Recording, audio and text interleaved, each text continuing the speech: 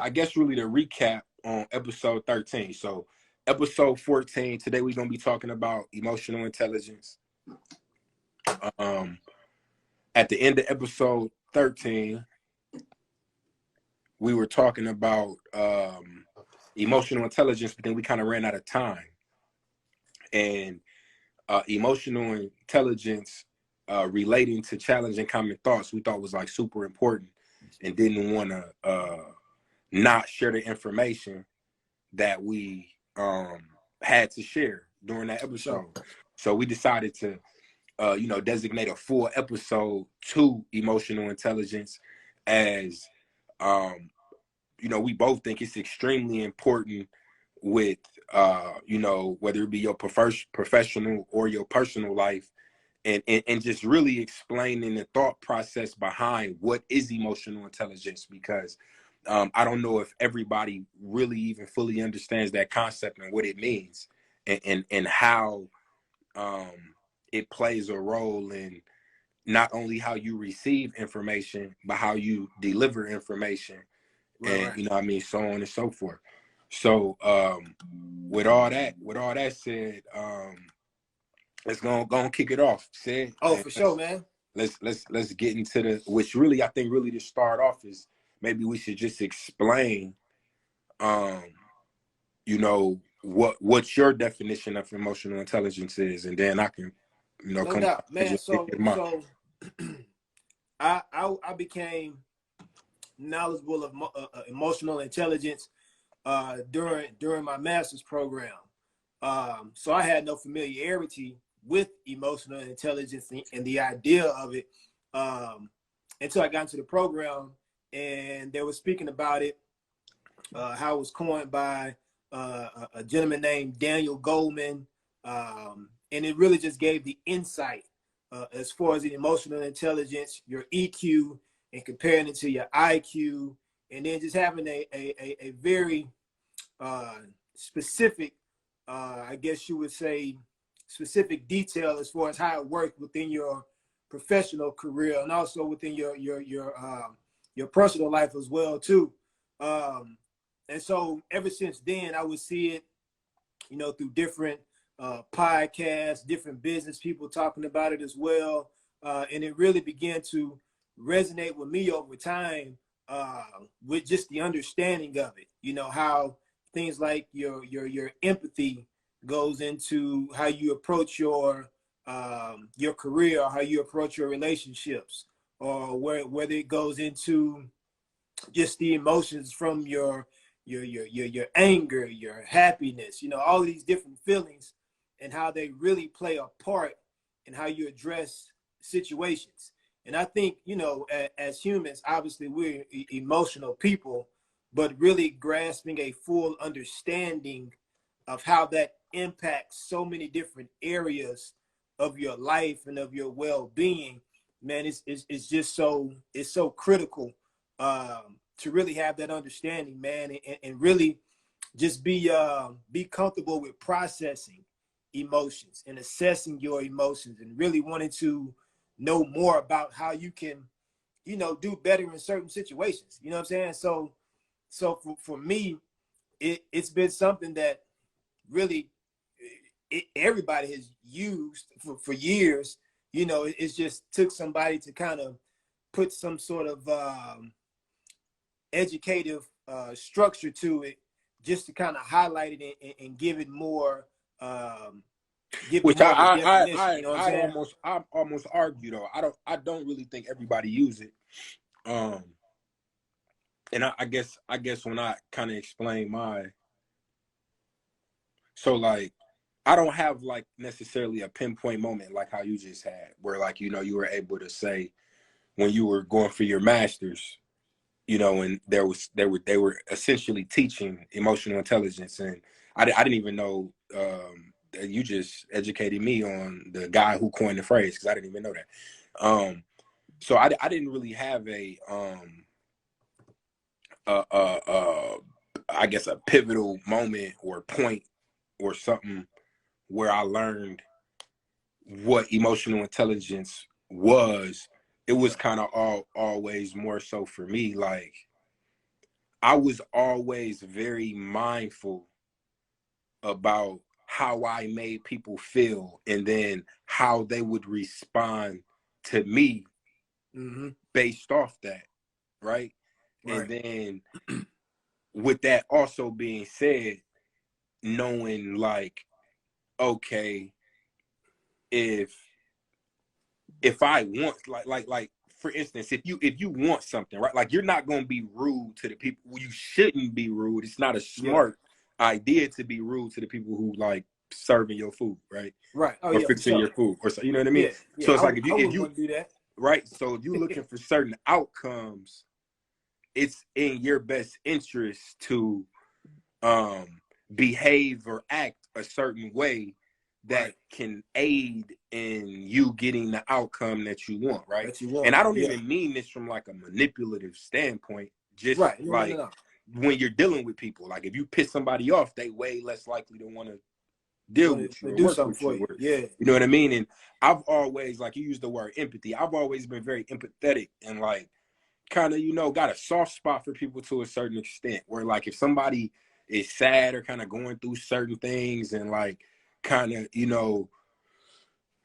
reach out to that person and be like, hey, are you cool? Especially if it's like somebody I'm working with, whether I'm working with them or like I'm managing them or, whatever the case may be. But like For sure. over throughout my life, just as long as I can remember thinking back to a kid, that's something that I've always kind of been mindful of, like emotions and like how, either showing empathy or not letting, like, okay, I may not like this person or whatever, I may not like the way they're doing something, but like I'm not gonna let that get in the way of what I'm trying to What you accomplish. trying to You know what I accomplish? mean? Right. Yeah. So Yeah. like doing that, I guess subconsciously and not even knowing that was like tied into emotional intelligence, right? And like I'm not perfect by any stretch of the imagination. Like, yeah, people that piss me off and I done been like, welcome, or whatever the case may be. No, Like for sure. this throughout life. But that was, I guess, really my first um foray or experience with emotional intelligence without even knowing that, Right. that's what that was. And Now, I guess go. that was the place that I was coming from. Like we all have it. It's just Oh yeah, yeah, the yeah. idea of like using it and knowing that it's there. You know what I'm saying? Well, Like and I was actually going to point on that to elaborate on my point, which I think we agree for the most part on this. There's a lot of people though who don't care how the other person feels, yeah. right? Who No, for don't sure. have that empathy or don't they let their emotions control them so much that they forget about what the objective even is. You know Right. what I mean? It's like, oh, I Yeah. feel disrespected or I'm pissed off now, And I'm gonna or let you know. and I'm gonna let you know about it. I don't care the ramifications. I don't care if we don't do business, if we got to stop this deal, if I get fired, if whatever, you know what I mean? And they just don't. And then, and their response to it be, well, I don't care. You know what I'm saying? Right. Like, Yeah. Yeah. For I sure. am who I am. I'm gonna do what I want to do. You know what I'm saying? Like, so I guess that was really my point when I say everybody don't use it. But I agree with you. We all Have the have capacity emotions to. and have the Yeah. capacity to. I agree with you 100% on that. But yeah, so I guess that's really my take or my understanding and Right. Right. first dealings with emotional intelligence. So I hand it back to you. Yeah. For sure, man. So obviously, with how we kind of structure all of these conversations or whatever, I think it's always good to kind of have those talking points and those bullet points to really hit on certain things just to kind of highlight the conversation. So when I went and defined, well, basically found the definition, but kind of put my own words to it with emotional intelligence. Basically, emotional intelligence was just having the ability to identify and regulate emotions, whether it be eternally or externally.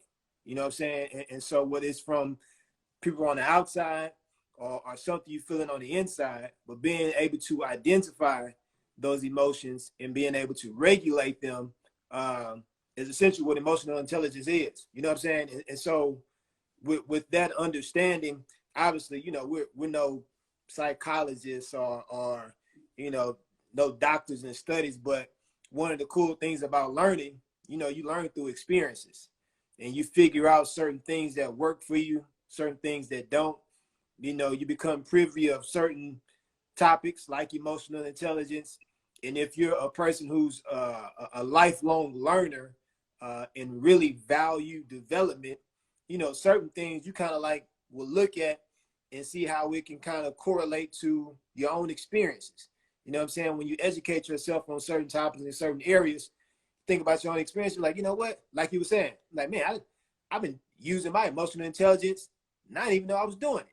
You know what I'm Yeah. saying? And it just And came people through an know if it experience, and then resonates you with them. You educate know what I yourself mean? on it. People know if it resonates. And like you said, we not doctors. We're not giving professional advice. More so just dialogue and conversation. For But sure. if it sticks, you know what I mean, rock with it. You know what I mean? If Exactly. every individual knows if it's some beneficial information and whether it falls in place or if you've dealt with it or so on and so forth. And we're both and I say this humbly, we're intelligent individuals. You know what I'm saying? Like we're not going to mislead or intentionally give, you know, false information False information. Yeah. by any stretch. You know what I'm saying?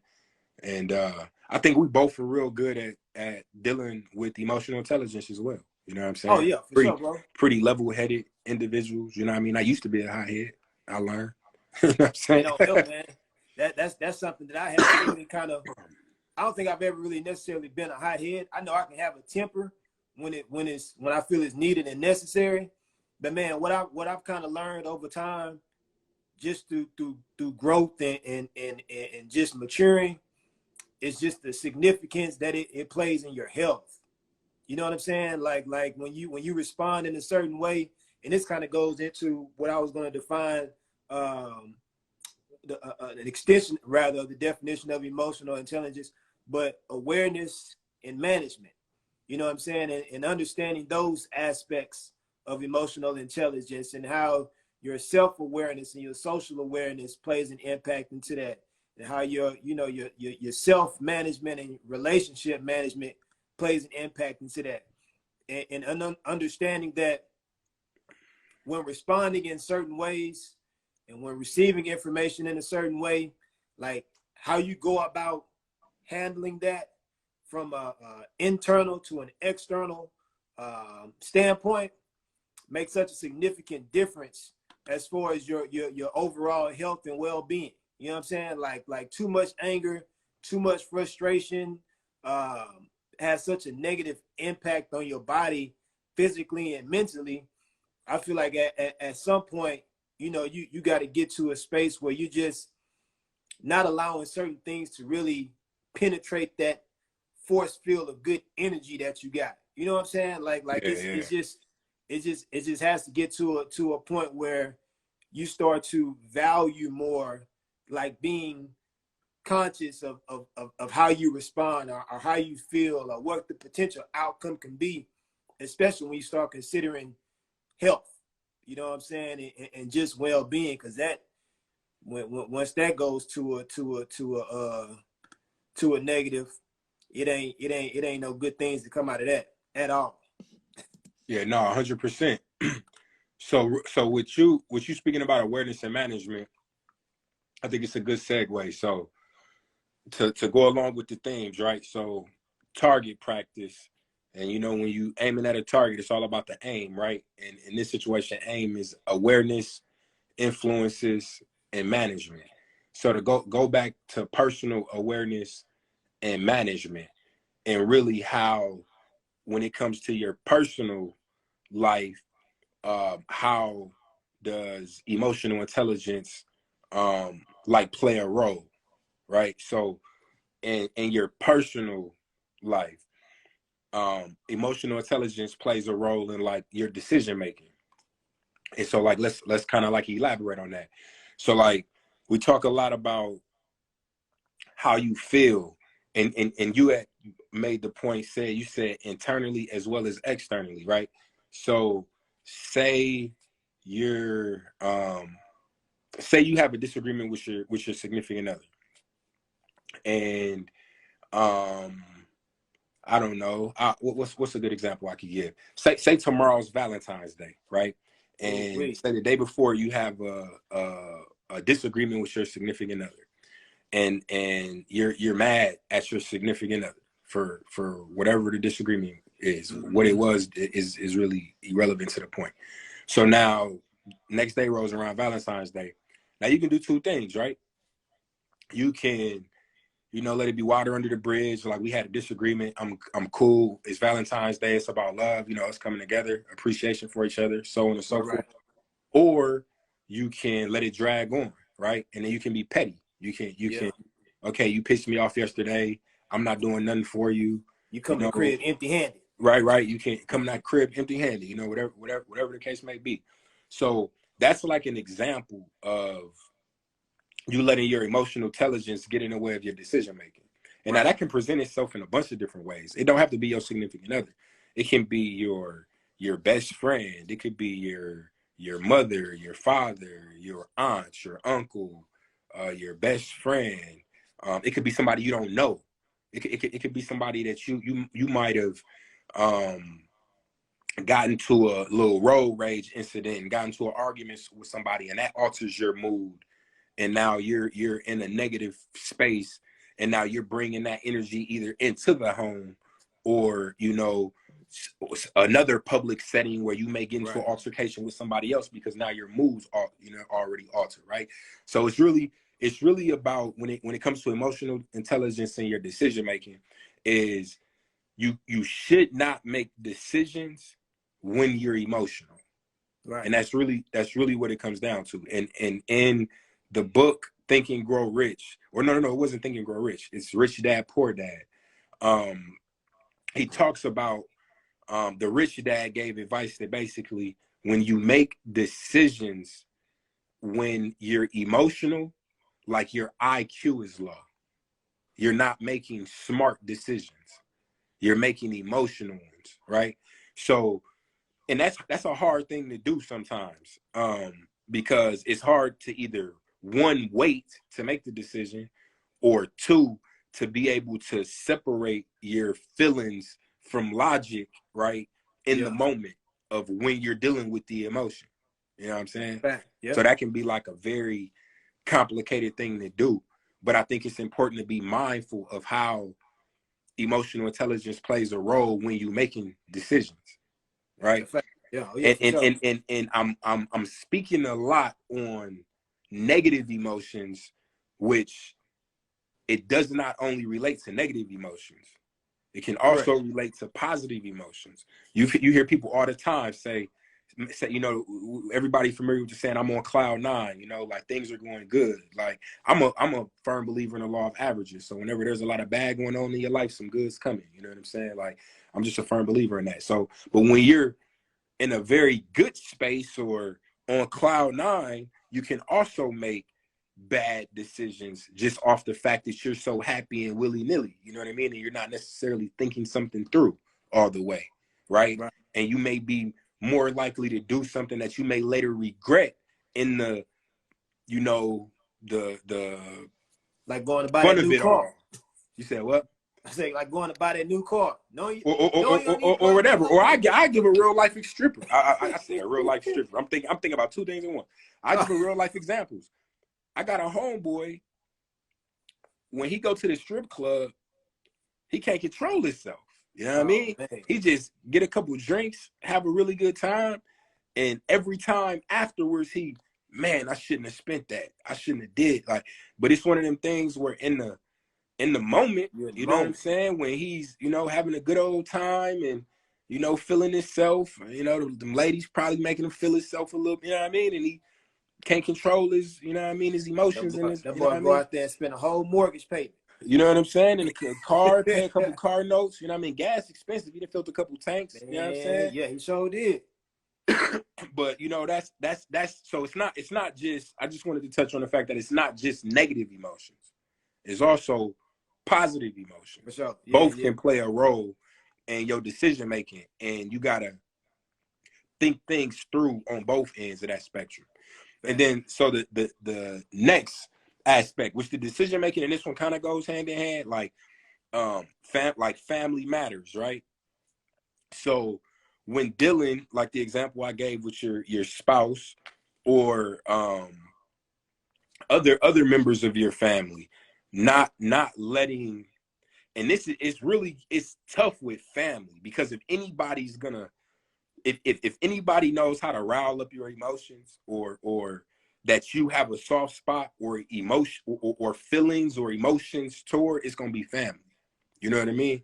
So like, and this has personally been a challenging thing for me with some of my family, and not making haste or rash decisions off of, you know, disappointment or anger or whatever that I have, and really having to think things through and not let my emotions get the best of me, right? Yeah. When like making decisions. So I'm not gonna spend too much time on on this family matters one, because I think they all kind of somewhat aligned. But when it comes to family, though, emotions typically are a little higher than, you know, when you're dealing with just a friend or a colleague or something like that. Typically they run a little higher, and it becomes a little bit more challenging. And then after family matters, which again, this kind of tucks into that fold, is raising children. Now, I've seen this a lot growing up, where parents take their emotions out on their children, right? Where they may have had a bad day at work, or they may be into it with their significant other, or the Right. child's father, or child's mother, you know what I mean, whatever the dynamic. And now they're upset, and now the kid may do something that they're not supposed to do, but on face value, the response wouldn't have been as bad as it is, because the parents are already frustrated and angry. So now they kind of are lashing out at the kid. You know what I'm Yeah. saying? And I think that's extremely important to be mindful of that. You know what I'm saying? When raising kids, because it can be extremely damaging, because you're also not properly teaching them how to deal with their How to emotions. deal with stuff. Yeah. You And know what I mean? that's an important part too, bro. Like understanding that aspect of you know, you wanna, as Bible says, train up a child in the way that they should go. You know what I'm saying? And it's important to always be, be mindful of your responses when you're in front of your child, or when you're dealing with a child, especially if you know that there is something that on the outside is affecting your emotions and your feelings, and your well-being and your train of thoughts. Because like you just said, man, like the kid may do something minor, something That, that's you not know, on even, face value, you wouldn't even yeah, probably you know really what I'm trip. saying? And But and then you just go off on the deep end.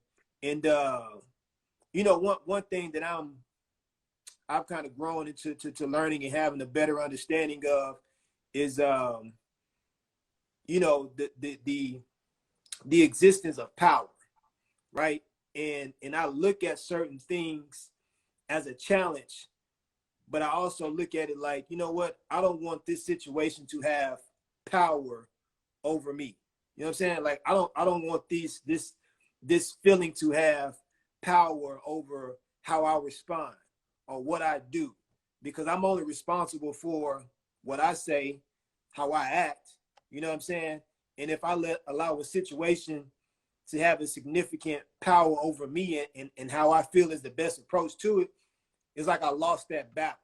You know what I'm yeah, saying? And the competitive nature in me, a lot of times, just don't allow me to do it. You know what I'm saying? It's like okay, I see this happening right now, and I'm not going to respond to it, because if I do, it's not going to turn out good. So I'm just going to chill. I'm gonna fall back. I'm gonna let things kind of the flames kind of die down before I even give any type of energy to it, because I know the outcome just is going to be negative. You know what I'm saying? And I and I'm think saying, it's I think that's important too, especially the heat of the moment. Like I said earlier with decision making, like sometimes it's hard. You know, it's twofold: to either wait and let the flames die down, you know, because if a lot of people don't realize, like literally people were murdered and killed in the heat of the moment. yeah, You know what I'm saying? Whereas if people would have had an opportunity to kind of let their emotions settle, it might not have even bothered them or been as big of a deal as it was, you know, in the moment. You know what right, I'm for saying? sure. Yeah. And a lot of the times, some of the things that kind of ruffles our feathers or makes us feel away, if we have time to really sit and digest it, we probably won't even care no more. It's like, You is know what it I'm is it saying? even called for? Like, is No, it worth the investment of emotions? Like, nah. exactly. But it's very important when raising children to be mindful of that, right? And mindful of how you're responding to them, and also the example that you're setting, right? And Sure. and letting them, because kids are smart. Like they may not necessarily be able to articulate certain things, but they're able to pick things up though. Oh And yeah. like they can pick up that like you're angry or you're mad. You know what I mean? They can pick up like, oh, dad's in a bad mood, mom's in a bad mood. Like, let me try to avoid, or let me try to, let me try to make mom feel better. Let me try to make dad feel better. You know what I'm saying? And in doing that may upset the parent and cause an issue. You know what I mean? And that's going to be harmful to the child. You know what I mean? Absolutely. Or like, because from their perspective, all I was trying to do was help. I was trying to help mom. I was trying to help dad. You know what I'm saying? But yeah, so raising children. And then the last thing is money management.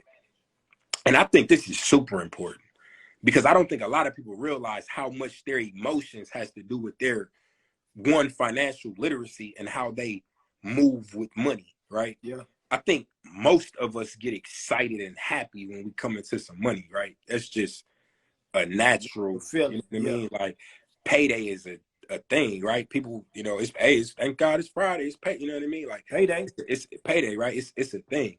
But we gotta be sure to make good and smart, conscious decisions before we ever even touch the money, right? Right. So like leading up to that payday and like doing what's not necessarily going to give you instant gratification, but what's going to help you long term, Yeah. right? And that's where investing and investments and things of that nature come into play, because it's real easy to go, put your 80 hours in, 80 plus, you know what I mean, wherever you work, get your paycheck and go drop, a couple $100 on some J's or couple $100 on some Yeezys or whatever the case may be. And you got that instant gratification, right? You spent your little bread, you got your kicks, you know what I mean? You go out, step out, you look good, you feel good, that's real easy, right? It's a lot harder to take that $300, $400, put it into a little savings or Right.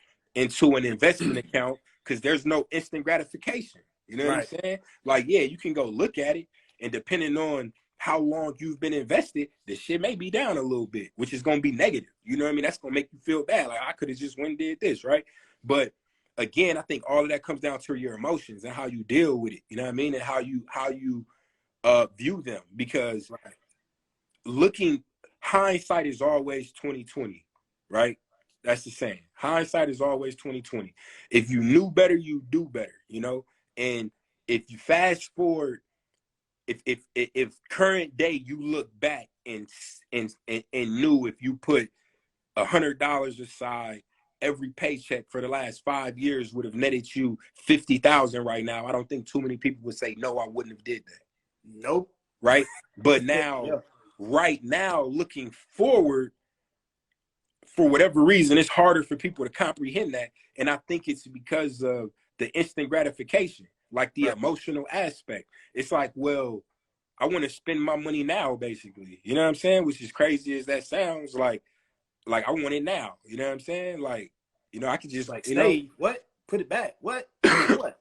right. And I think it's very important to understand the connection with them things, with money management and saving money and doing the right thing with your money. Like, you really gotta. And again, we reference 50 million books, and Rich Dad Poor Dad. They talk about the difference between the poor dad and the rich dad's mind state, and how it's all about your assets and liabilities, right? You need to limit your assets or limit your liabilities and increase Liabilities. your Yeah. assets so that your money's working for you. Because then at that point, you're generating more money than the money you got going out. And then it's like a compounding effect. You know what I mean? Because now this money's making money and this money's making money. And then, you know what I mean? You get addicted to making money. You get addicted to investing instead of having that consumerism attitude where we're addicted to spending money. Like, can't wait to get the check to spend it into, I can't wait to get the check to invest it. I can't wait to get the, you know what I mean? It's a change in really, it's like a change in psychology. Well, yeah, exactly. It's a change in your thought process behind money. And bro, my mindset is everything. You know what I'm saying? Like you can take something that you typically do on a day-to-day basis, and you just start thinking about it differently. It's like the whole idea of like saying, you know, not that I have to do something, but I get to do something. You know, and I hear a lot of people, I don't say a lot of people, but I hear a lot of people speaking in this type of way. Certain people that I follow, whatever, however you want to see it. But it's like, you know, you have to, there's something that you need to do during the day. You know what I'm saying? And you take approach of saying, man, I get to save this money, or I get to do this workout, or I get to whatever it is, instead of that's how I feel about, like, first time back in the gym in like a week is tomorrow. You know what I'm saying? And the mindset 100% is I get to hit the gym tomorrow. You know what I mean? Sure. Like, I missed it, you know, where a lot of people, or even me first getting started out, it's like, damn, I got to go work out. You know what I mean? It's not something that you look forward to. I'm looking forward to hitting that gym like a motherfucker. You know what I'm saying? Like, I can't wait to get back in there and throw that iron up. You know what I'm saying? Like, get back into the flow, you know, feeling better. But I agree with you 100%. Like, changing your mindset. And like I talked about this with you before. Like, it's unfortunate that most people's highlight of their day, the thing they look the most forward to, is going home and doing nothing. Do nothing. Yep. Like, literally, that is like the favorite time of people's day. And you know, we all have our vices. They may want to go home and sip a drink and do nothing. They may want to go home, smoke a couple cigarettes, do nothing, smoke some weed, do nothing. You know what I mean? Whatever the case it may be. But a lot of the times after the vice, it's to do nothing. You know what I mean? They want to go sit home and just relax, right? But it's like, that can't be the number one thing that you're looking forward to. Like, the one thing that you do to make no progress in your life or towards your goals can't be the thing you look the most forward to. Like, you can't, let me not say it can't, because it is for most people. It shouldn't be. Shouldn't be, yeah. You know what I'm saying? But so now we'll pivot a little bit though. So just to recap, those were, you know, personal awareness and management, and how emotional intelligence plays a role in your personal life. So your decision making, family matters, raising children, and money management. And now we'll pivot over to professional awareness and management. Which the first bullet point here is centered around leadership, which I was told this. I'm trying to think of how long ago. It was when I moved to Houston, so it was within the last maybe 10 years. But I was told there's like two types of managers, and there's exceptions to every rule, but I think most fall into these two categories. So you either have the micromanager, right? The one who's a hard ass, you know, very a stickler about the rules and processes, and, you know, doing things how they're supposed to be done. Or you got the cool manager, right? Not to say work doesn't get done, but he's a little bit more laid back and relaxed, right? And I feel like most managers fall into like one of them categories. There might be a little crossover here or there, but if you were to take an average of the manager, they fall into one of them two categories, right? Like what they're like on an average day, right? Because some days they might be happier than others, yada yada yada. But, you know, rock with me. So when it comes to leadership, right, and being a manager and leading people, emotional intelligence is extremely important, right? You don't want to be the manager that is stopping people from getting promotions, that's you know, giving people disciplinary action, and, you know, creating a hostile work environment because of your personal feelings towards them. Mm-hmm. And I'm sure we've all worked with managers that are like that. you know? And like, you know, there's a saying, people don't quit companies, they quit people, right? Which I think is extremely true. And I think me and Said probably can attest to that with our endeavors with Verizon. You know what I'm saying? Like, I don't know exactly Said's reason for leaving, but I know mine had a lot to do with the management. You know what I'm saying? The company was amazing, benefits, pay, all those things was amazing.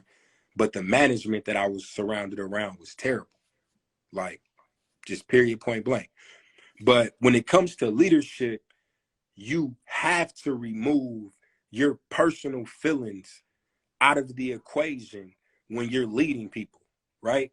Like, you may not like a person personally. Y'all may have completely different upbringings. Y'all might not have a goddamn thing in common. But if they're getting the job done, if they're doing what's necessary, if they're delivering and driving results, that's what you need to judge that person on. That's what you need to interact with them on and find some common ground, and not off of, you know, you hate their political affiliation, so you're going to make it hard for them when they're trying to get promoted, or you know what I mean, Yeah. just doing a bunch of unnecessary things that has nothing to do with that person's, you know, character or integrity with the way they do their job, because you know y'all have differences, you know, outside the workplace, or you know. But yeah, so when it And comes I'm to, gonna add something to that no, too, no, you real go, quick, right bro. ahead. Say you go, I go think ahead. what one thing to, and this is something I've always felt like as well too. Uh, all leaders can manage, but all managers can't lead. Yeah, You know what I'm saying? And I've always, in many cases, looked at leaders and managers in different light. Now, obviously, you know, your name tag or whatever, or your job description may say manager, right? But you can also be a leader. And I think with leaders, I feel leaders always put more of an emphasis on the way that they affect change, the way that they interact with the people that surround them, the opportunity to personally or professionally invest in somebody in order for them to reach a certain point in their career that they can be proud of. You know what I'm saying? Because if you really just break down the definition of a leader and somebody that leads, you know, obviously a leader has followers, right? And leaders always have to have that example that those followers are inspired and galvanized and enlivened by, to go and do whatever it is that's necessary to achieve a common goal. And I think with a lot of managers kind of stay in this kind of confined space. You know what I'm saying? It's like there's no innovation. Uh, there's no supreme intelligence and thought that goes into, you know, really impacting the just team, going through the going through going the through the options, motions. and You and, know what I'm and, and saying? yeah, through the motions, and most of the time it's kind of almost like a power trip type thing. You know what I'm saying? Yeah, Whereas a true leader really don't even cares about being acknowledged not at all. as the leader. You know what I mean? And then also to add on to what you're saying is, really, leaders create other leaders. That's what you're supposed You to know what do. I'm saying? Whereas a manager isn't trying to really develop nobody else. You know what I'm saying? Like, they're cool in their confines and keeping those people below them. You know, but yeah, no, I agree with you 110%. I agree with you 110% on that. Did you want to add anything else Nah, on that the was lead? it, bro. I know we got what was that? Conflict resolutions. Yeah, so what's really conflict resolutions kind of, you know, falls in line a little bit with what we were talking, and how you deal with certain things. But again, when it comes to professional environments and workplaces, you can't take anything personal.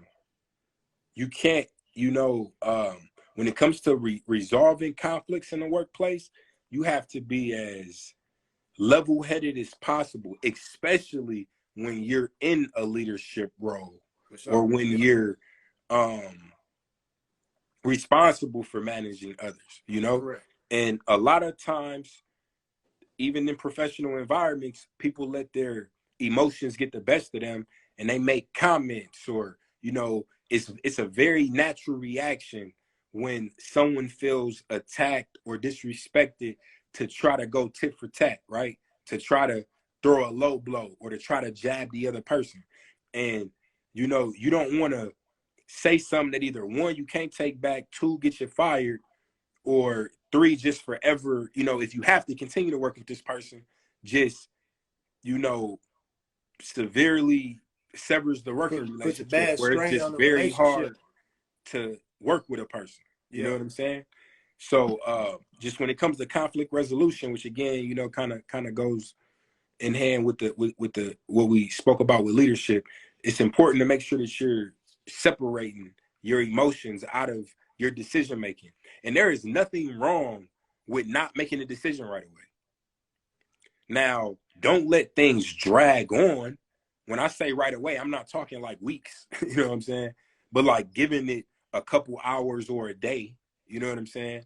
But um there's nothing wrong with like waiting to make a decision till things kind of cool down, like we kind of Sure. alluded to earlier with, you know, let the situation kind of, you know, simmer down a little bit and then see how you feel and make a better decision where your emotions aren't involved and where you can actually process it and use your logic. And then which customer service again falls in line with this. It's just the opposite end of the spectrum. Instead of how you're dealing with co-workers and people inside the company, it's really how you're Dealing dealing with with people those outside. outside the company who are coming in to do business with the organization. And again, man said work in customer service, you know what I'm saying? And you not, everybody ain't a walk in the park, you know what I mean? Some people can get Oh, ain't boy. extremely disrespectful. Some people can be, you know, really just wild. I'll Man, just say that. I remember a customer that came in one time and we were having a conversation, and I think he may have done something in law. Like he maybe was a lawyer, or it was a real, you know, big position that he had or whatever. And he was like, man, I could never do your job. You know what I'm saying? He Yeah, was yeah. like, nah, man, like I couldn't. I don't see how you guys do And it. Like dealing with. the crazy thing about Verizon is I don't think a lot of people knew how much money we really made. So like they naturally looked at us as less than, Yeah. as if we were just, which I hate to say this, but you know, I mean, it's a reality. Like people don't look at McDonald's workers as like people that make a lot of money and just give them the greatest respect. You know what I mean? Now, the irony with that is like Chick-fil-A, I would think they do make more money because the type of service they provide, you know, they don't have that like stigma as of a lot of fast food workers. But, you know, I feel like we were kind of like in that customer service bubble. Like, oh, they work in customer service. We're here to just shit on them, tell them about our problems. We don't really care about them. They don't make no money. You know what I mean? Whatever. They're not too smart, you know, like kind of put us in a bubble, which Right. obviously we were wild. And me and said we're some of the top dog, you know what I mean? So, you know what I mean? You surprise people. But anyway, to go into the customer service piece again, just remain level headed. Don't let and really I want to not even necessarily speak about the customer service piece from a you working for somebody else, but really if you're working for yourself, Oh if yeah. you're an Absolutely. entrepreneur, right? Because your word of mouth and perception is your brand. Exactly. That's you, and that's way different than working for a company. And you know what I mean? Because at the end of the day, yeah, you're a representation of Verizon, but not really. Right. You know what I'm saying? Like Verizon is gonna be okay if you give a bad customer service experience. Now, on the other hand, you're an entrepreneur, you're a CEO, you're you know responsible for this business, and now you're providing bad customer service. That can kill your business. Yeah. You You know the what I'm face of saying? the brand. Right, that can have a much larger negative impact on you, your money, your brand, your business operations, All and the all of that. above. So Yep. it's important to, you know, don't admit fault if you're not at fault. Don't, you know, be untruthful, which is going to lead into the integrity piece in a second. Don't Yeah. be untruthful or nothing like that, but really be genuine and show empathy and really try to uncover what the issue and what the problems are, and you know try to get to the bottom of them. And even if you can't necessarily solve all of the issues or problems, you know, intent goes a long way. Like a person may be upset with your business in that particular situation, but once they have time to sit down and kind of let it simmer, and they can really think logically through the situation, they'll know like, oh, you know, Sid did everything that he could to help me, to try to help me. And it was just one of those situations where wasn't too much could be done. And they still may do business with you, or at the very best, they're not gonna go bad mouthing your company. You know what I mean? Because they know that you actually put your best foot forward and tried to, you know, help them. So I think that's very important, you know, not only if you're working for someone, but extremely important when you're an entrepreneur and working for yourself. And then when it goes to integrity, right? Like integrity really in the simplest form is doing the right thing when nobody's looking, right? Like what are you gonna do when, you know, if you knew you wasn't gonna get caught and you could steal $1 million from, I'm not gonna ask that question. Hey, we might have to play that one out. I don't know, fool. But anyway, I might hey, right, hey, I'm not gonna get into that. But what do you do when no one's looking though, right? Like, are you gonna do the right thing through and through, time and time again, and not letting, you know, your emotions, or you know, or slighting somebody, right? Like you may be able to do some bad to somebody that they may not know about because of an interaction that you had, which again comes down to your integrity. Like don't be out here, you know, in a professional situation or setting doing folks bad just, you know, because y'all had a disagreement. You know what I mean? Like have some integrity for yourself. The older I get, the more I believe in karma. Yeah. You know what I'm saying? Like, and you out here doing people bad, you out here, you know, even if they don't find out, you know, you got to answer to the Most High, and it's going to come back to you. Again, I said it earlier in the conversation. I'm a firm believer in the law of averages, man. So you out here thinking you cool, you smooth, you swift, you slicker than oil.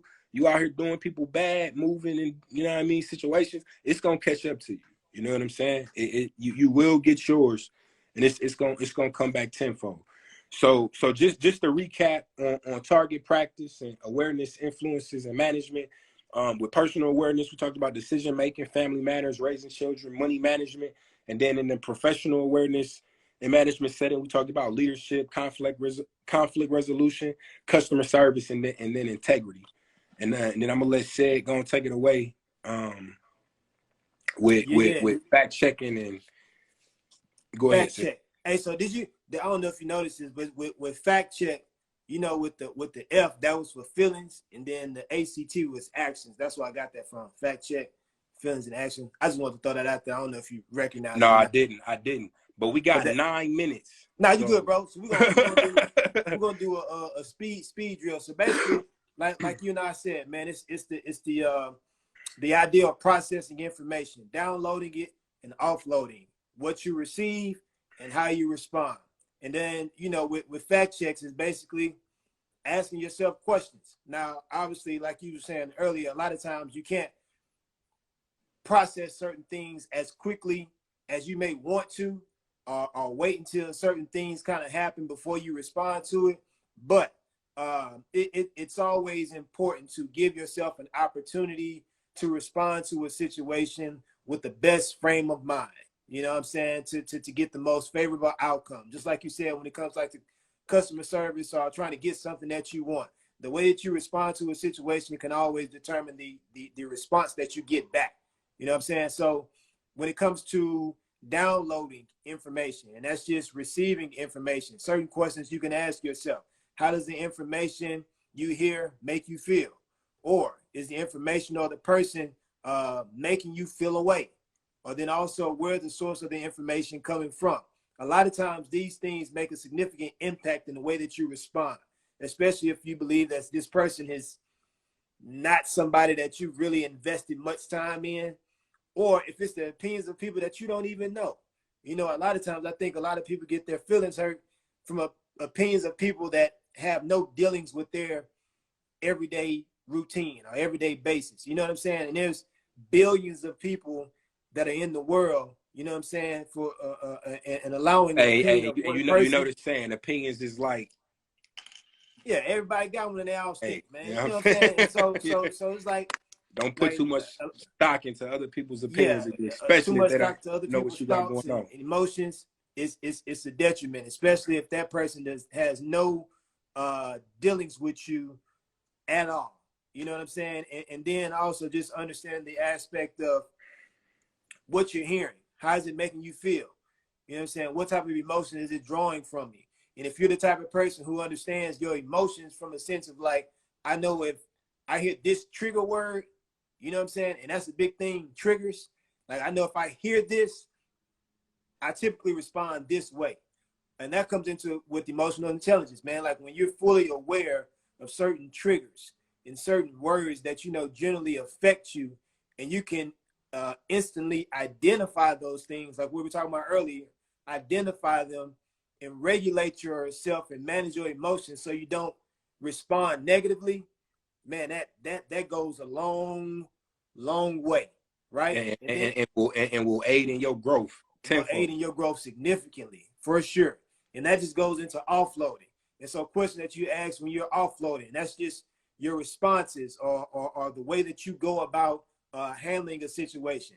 You know, is it hard to remove your feelings before you respond? Like we were talking about earlier. A lot of times people respond with their feelings, and sometimes it ain't favorable what happens after that, right? Would there be a long-term effect on the relationship? You know, a lot of times in the way that you respond, a relationship can be strained, or a relationship can deteriorate or fall apart because you're responding negatively, or you're responding in a way that doesn't present the Off best something that energy happened in a of 15 something that minute happened. disagreement or something. Exactly. And then also in addition to that, how will your response be perceived? And like we say, man, and a lot of stuff is easier said than done, right? And by no stretch of the imagination, we're not perfect people, but I'm big on energy, my energy, protecting my energy. You know what I'm saying? And I'm big on compassion as well too. And I feel personally deep down in my heart, now if you do me wrong, I can cut you off. You know what I'm saying? But I can also respond to a situation in a way where I can let you know how I'm feeling and still protect my energy at the same time. Still walk away from that situation at peace. You know what I'm saying? Still walk away from that situation with a good frame of mind. But that person understands, like, hey, what you did, what I wasn't with that, and it was unnecessary. You know what I'm And if saying? you do it again, we're gonna have some problems. If you do it again, we're gonna have some issues. You know what I'm saying? I might have to put hands on you. But no, man, you know, it's imperative to really value yourself.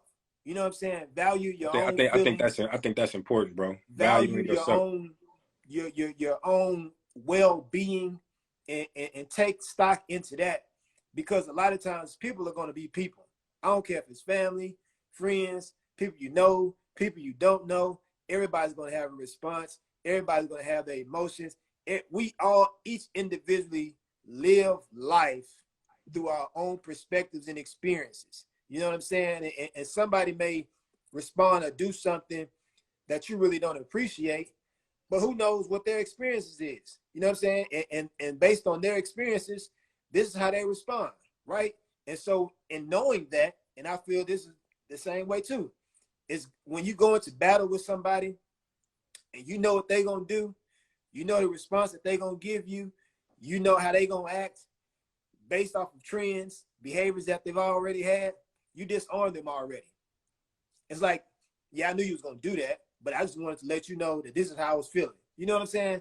And so I feel like when it comes to the downloading and the offloading, when you receive information and the way that you respond to it, always do a fact check. Look at your feelings, recognize how you're feeling in that situation, understand how something can be potentially perceived, and then after that, act accordingly.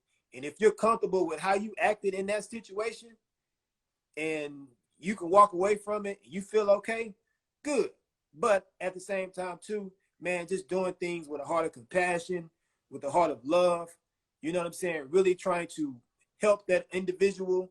But obviously if it's something that, you know, can severely affect you or your family or your well-being, or put you in harm's way, a lot of times, man, certain situations, it's not even best to engage with. It's more proper to just disengage, especially if you know you're dealing with somebody who's just ignorant and doesn't get it.